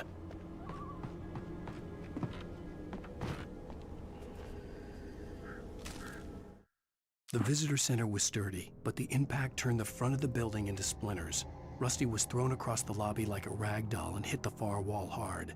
It didn't hurt until he tried to move and saw his leg bend the wrong way, felt the broken ribs stabbing him on the inside. Rusty howled in pain and fear, suddenly afraid to die alone.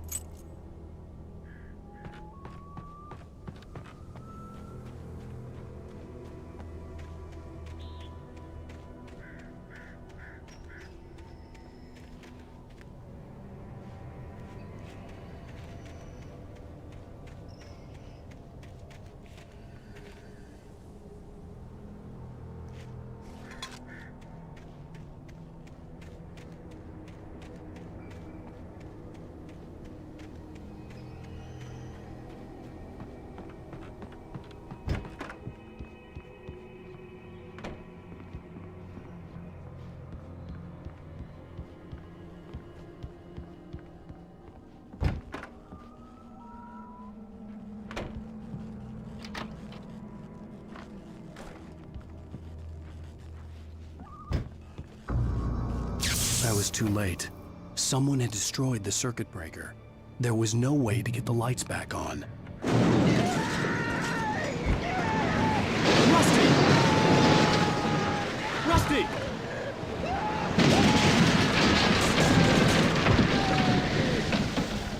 The ground ground was covered with oily patches that looked like liquid darkness. Just need what decencies.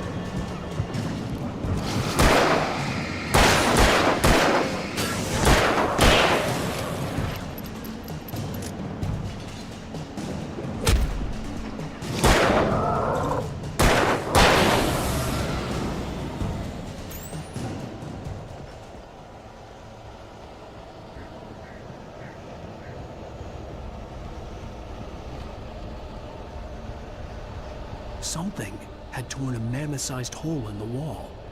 Please don't feed the animals. Fishing is only permitted for those visitors who purchase a park fishing license.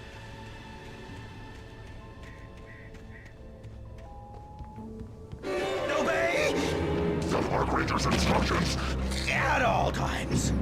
Rusty? Rusty, no! Never!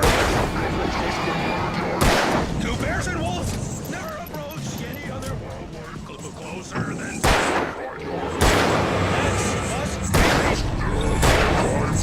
Never leave your pet unattended! It is against the law to use any natural objects on the park grounds.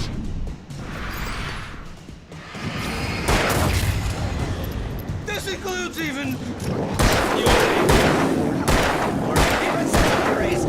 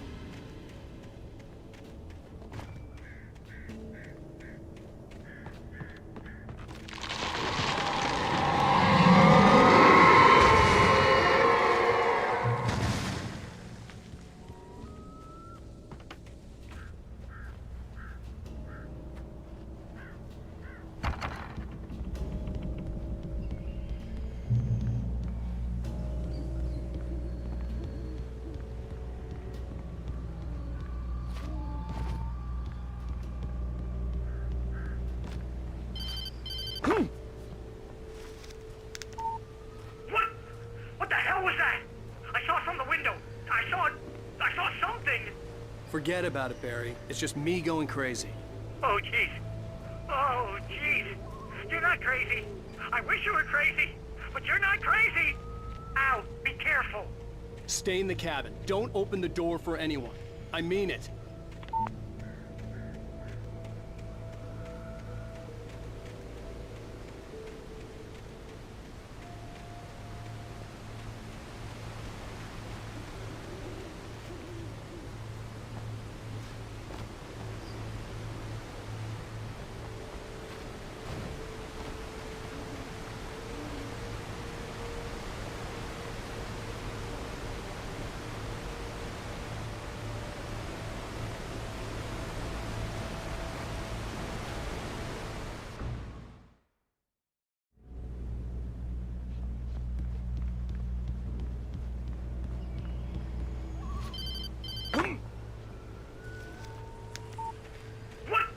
What the hell was that? I saw it from the window. I saw something. Forget about it, Barry. It's just me going crazy. Oh, jeez. Oh, jeez. You're not crazy. I wish you were crazy, but you're not crazy. Al, be careful. Stay in the cabin. Don't open the door for anyone. I mean it.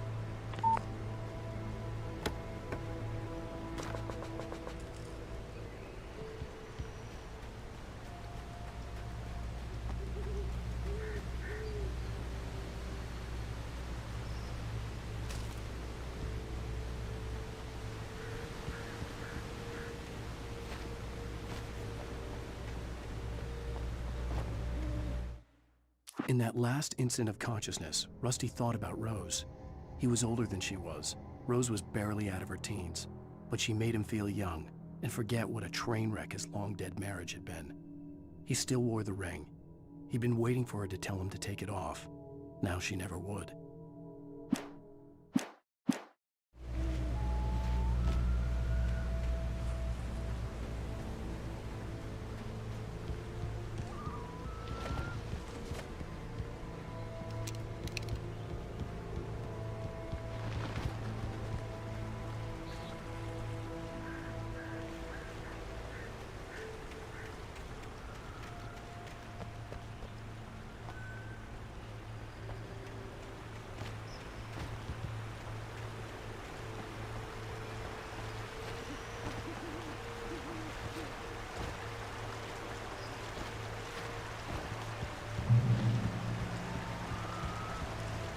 Lover's Peak was at the far end of the nature trail.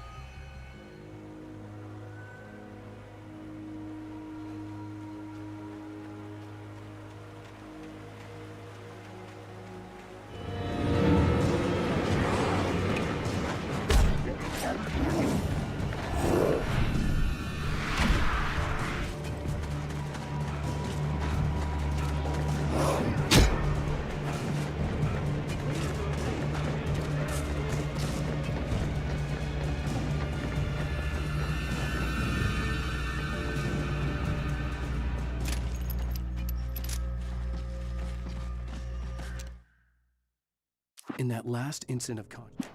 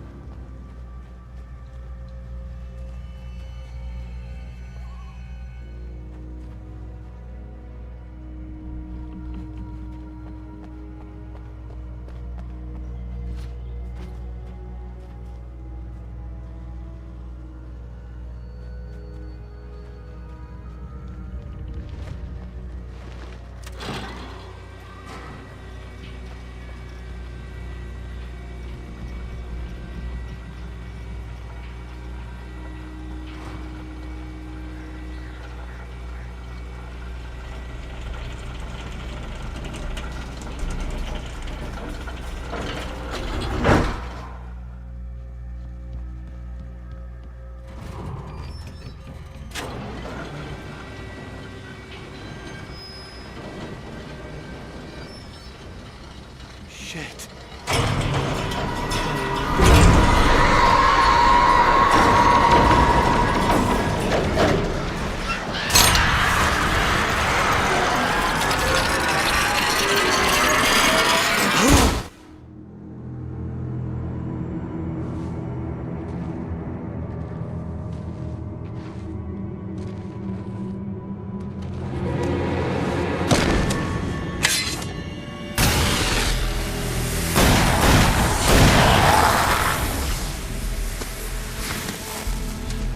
We gotta get moving. More of them coming. That flashlight's kid stuff. The flares will keep the bastards away.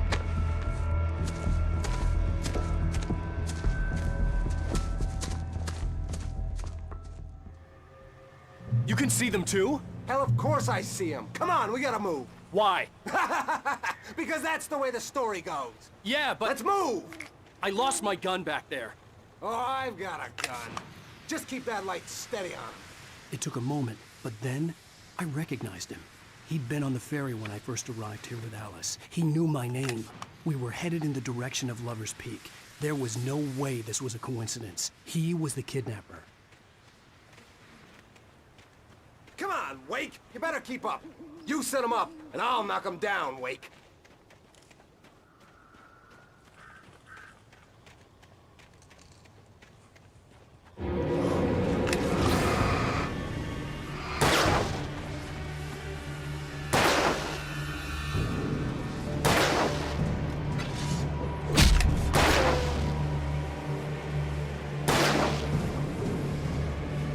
What I got for you?